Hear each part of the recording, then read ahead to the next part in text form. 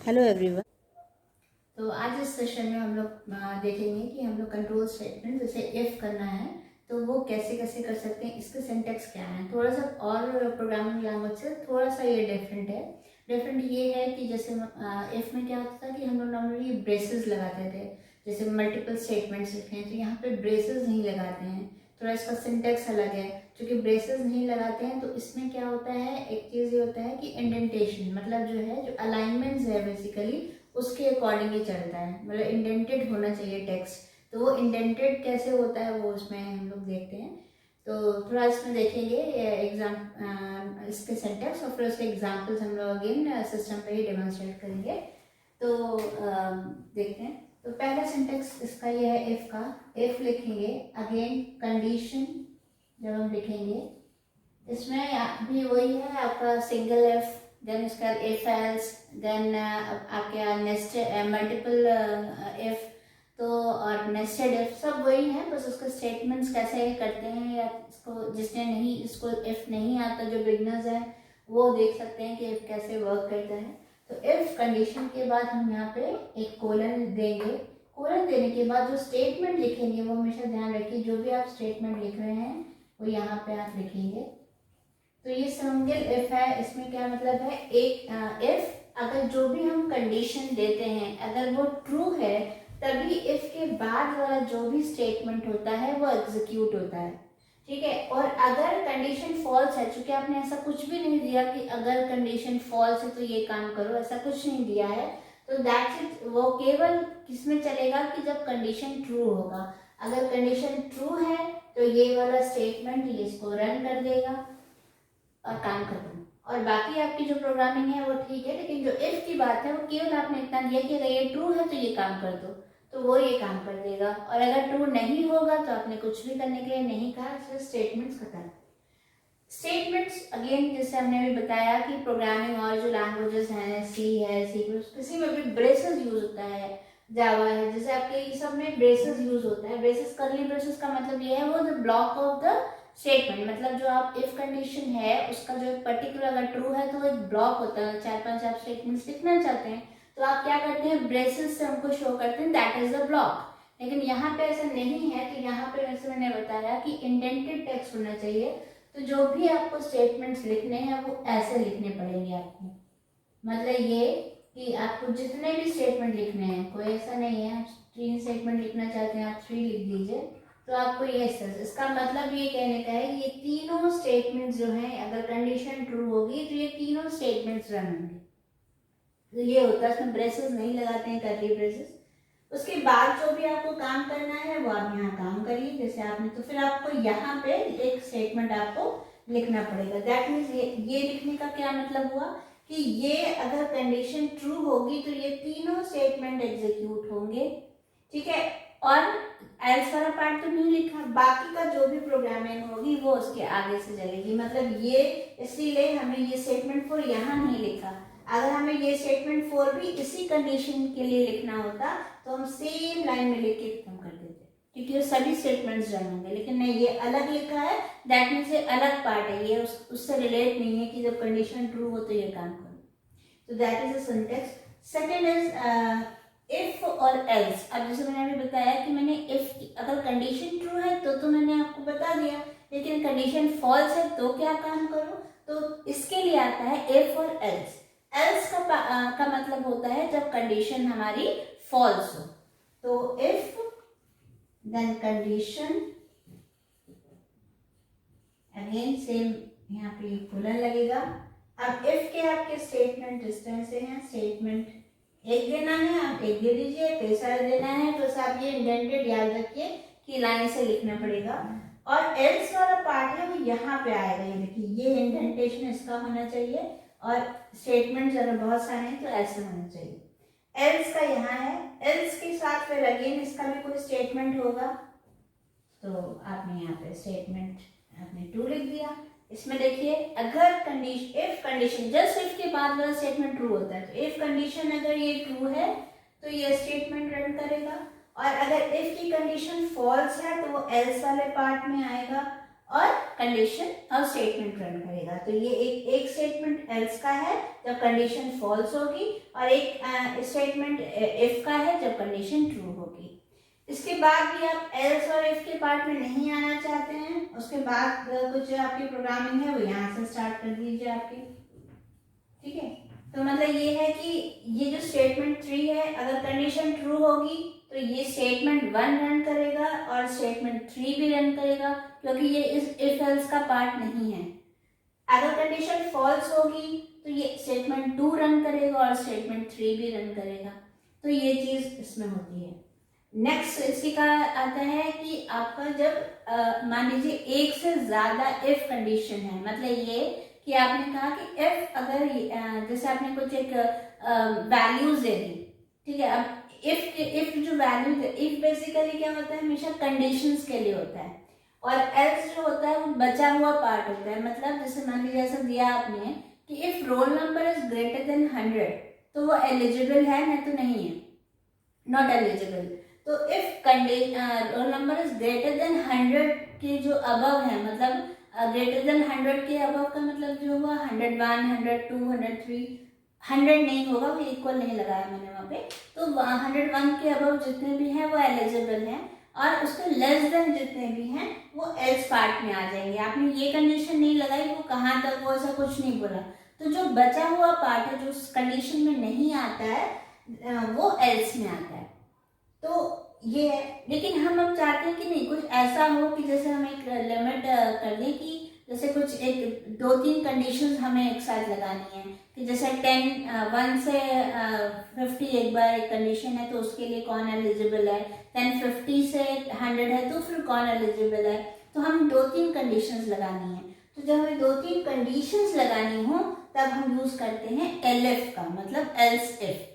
तो वो एलएफ कैसे लिखते हैं वो देखिए। तो ये चीज हो गई है स्टेटमेंट। अब उसका देख लेते हैं दूसरी चीज का क्या है। उसमें भी सेम है, इफ कंडीशन हो गया। इफ कंडीशन के बाद क्या होगा, अब आपको इफ के साथ आपको स्टेटमेंट लिखना है, आपने लिया स्टेटमेंट 1। अब आपने क्या है, आपने लिखा LF, ELIF, LF, again LF के साथ एक कंडीशन। जब कंडीशन लिखनी है तो हम ये लिखते हैं, ठीक। जैसे अगर आपने पहले प्रोग्रामिंग पढ़ी है तो एलएफ का मतलब होता है एल्स इफ, मतलब कंडीशन जब भी लगाते हैं वो इफ के साथ ही लगती है। तो अब चूंकि वो एल्स पार्ट भी है, एल्स का मतलब जब ये वाली कंडीशन ट्रू नहीं हो तो इसमें आए, तो ये एल्स पार्ट भी है लेकिन साथ में कंडीशन भी है।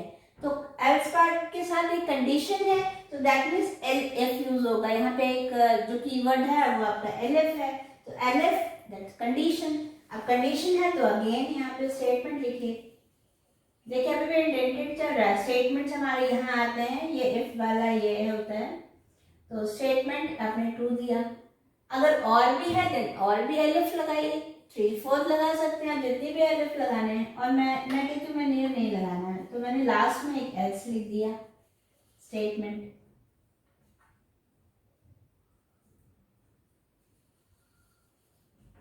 ठीक, तो आपका क्या होगा, एल्स देन स्टेटमेंट। तो एल्स स्टेटमेंट के का मतलब ये हुआ, ये 3 हो गया। तो ये चीज यहाँ पे आ गई। अब इसमें क्या है आपका, इफ आपने इसमें यहाँ पे कोलन लगता है एल्स के साथ। इफ देन कंडीशन आपने लिखा, कंडीशन अगर ट्रू है तो वो स्टेटमेंट 1 रन करेगा। अगर कंडीशन फॉल्स है तो फिर ये इस वाले में आएगा, ठीक है, इस वाले में आया। और अगेन आपने कंडीशन दी है तो वो अगेन एक कंडीशन को चेक करेगा, और अगर वो कंडीशन भी फॉल्स हो तो वो ये वाले पे आएगा और बिना कंडीशन चेक किए वो स्टेटमेंट 3 को एग्जीक्यूट कर देगा। मतलब ये कि अगर कंडीशन यहाँ पे इफ की कंडीशन को चेक करेगा, अगर ट्रू है तो स्टेटमेंट 1 रन करेगा और ये सीधे बाहर आ जाएगा। लेकिन अगर कंडीशन फॉल्स है तो ये वाले इसको चेक करेगा इफ कंडीशन को। अगर अगेन ये कंडीशन ट्रू है तो स्टेटमेंट 2 एग्जीक्यूट होगा और ये बाहर आ जाएगा। लेकिन अगर ये कंडीशन फॉल्स होगी तो ये स्टेटमेंट 3 को एग्जीक्यूट करेगा और फिर बाहर आ जाएगा। मतलब कहने का ये है कि जब कंडीशन आपकी फॉल्स होगी तभी एलएफ में आएगा। अगर ट्रू है तो वो एग्जीक्यूट करके सीधे बाहर चला जाएगा। तो इस तरह से लिखेंगे। अगेन इसमें देख लीजिए कि आपके ये इंडेंटेड टेक्स्ट होने चाहिए इस तरह से। अगर आपको इफ के अंदर भी कई स्टेटमेंट्स हैं आप कई लिख सकते हैं, कोई बस ये है वो इंडेंटेड होना चाहिए। ठीक, तो इस तरह से है। नेक्स्ट, तो अब नेस्टेड वाले में हम लोग देख लेते हैं कि नेस्टेड कैसे है। नेस्टेड का मतलब यहाँ पे ये होता है कि जैसे अभी तक हमने ये देखा कि इफ कंडीशन अगर ट्रू है तो स्टेटमेंट 1 रन करो, फॉल्स है तो स्टेटमेंट 2 रन करो, लेकिन कंडीशन एलिफ है इसे कंडीशन चेक करके रन करो। और अगर ये कंडीशन भी फॉल्स है तो ये वाला एल्स बचा हुआ स्टेटमेंट 3 रन करो। लेकिन इसमें क्या है, नेस्टेड इफ में क्या मतलब ये है, नेस्टेड इफ का मतलब एक के अंदर एक और इफ, मतलब जब एक कंडीशन ट्रू हो तो दूसरी कंडीशन भी चेक करो, एक और कंडीशन चेक करो। तो जब हम दो कंडीशन चेक करने के लिए बोल रहे हैं तो यहीं पे हम लोग चीज समझते हैं कि जो हम एक काम नेस्टेड इफ को हम ऑपरेटर से भी कर सकते हैं। ऑपरेटर का मतलब ये होता है जब हम ऐसा चीज है कि दो मतलब एक आप क्या कर रहे हो, एक रेंज चेक कर रहे हो ना, कि जैसे मान लो आपने ये कहा कि रोल नंबर 1 से अबव हो और केवल 30 तक ही रोल नंबर्स हो, तो आप एक रेंज दे रहे हो 1 से लेके 30। तो जब ऐसा हो तो हम लोग इस तरह से कर सकते हैं कि roll number is greater than या equals to 1 and roll number is less than equals to 30। ये जो चीज है ये हमने एंड जो है वो ऑपरेटर से करा ना, तो ये जो चीज है यही चीज हम लोग किसमें कर सकते हैं, ये एक काम हम लोग इफ के थ्रू या नेस्टेड इफ के थ्रू कर सकते हैं। अब वो कैसे करेंगे, तो वो देखिए इसके लिए करने के लिए हम इसका सिंटैक्स होता है इफ आप कोई भी कंडीशन लगाइए, इफ कंडीशन 1, ठीक है, इफ कंडीशन 1 देन दूसरी कंडीशन चेक करो इफ कंडीशन 2। लेकिन यहाँ पे भी इंडेंटेड है क्योंकि इफ के नीचे इफ नहीं है, मतलब ये इफ के अंदर का पार्ट है ना। अगर अभी कहता है कंडीशन ट्रू है तो ये रन करो, कंडीशन फॉल्स है तो ये कंडीशन चेक करो एलिफ। यहाँ क्या है, इफ है, अगर कंडीशन ट्रू है तो अगेन ये कंडीशन चेक करो, अगर ये कंडीशन भी ट्रू है तो स्टेटमेंट रन करो। देखिए आप इंडेंटेड अलग होता जा रहा है, मतलब ये कि इफ कंडीशन ट्रू है तो थोड़ा सा हमने इफ इधर कर दिया, तो ये कंडीशन चेक करो, अगर ये भी ट्रू है तो ये स्टेटमेंट 1 रन करो, ठीक है। और अगर ये कंडीशन फॉल्स है तो इसका आप एल्स लिख सकते हैं, जैसे यहाँ पे एल्स स्टेटमेंट 2, ठीक। और उसके बाद एक एल्स, ये तो इफ, इस इफ का ये एल्स पार्ट हो गया। और अगर यही कंडीशन फॉल्स हो तो हम यहाँ पे इंडेंटेड में यहाँ पे एल्स लिखेंगे, एल्स देन स्टेटमेंट।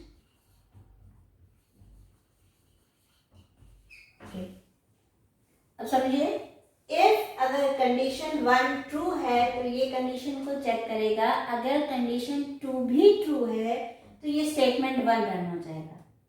लेकिन अगर इफ कंडीशन ट्रू है तो ये कंडीशन को चेक करो, अगर ये कंडीशन फॉल्स है, ये वाली अंदर वाली, तो ये एल्स वाला पार्ट रन करो, ठीक। अब आता है, अगर ये कंडीशन पहली ही कंडीशन अगर फॉल्स हो गई, पहले कंडीशन फॉल्स होने का मतलब है कि आप ये एल्स वाला पार्ट रन करेगा, मतलब ये स्टेटमेंट 3 एग्जीक्यूट होगा। ये आप ऐसे कर सकते हैं इसका प्रोग्राम, जैसे आपको लार्जेस्ट नंबर निकालना है तो आपको लार्जेस्ट 3 डिजिट का 3 नंबर्स लिए, उसमें आपको लार्जेस्ट निकालना है, तो आपको चेक करना होगा कि ए बी से बड़ा है और ए अगर सी से भी बड़ा है तो ए इज ग्रेटर नंबर।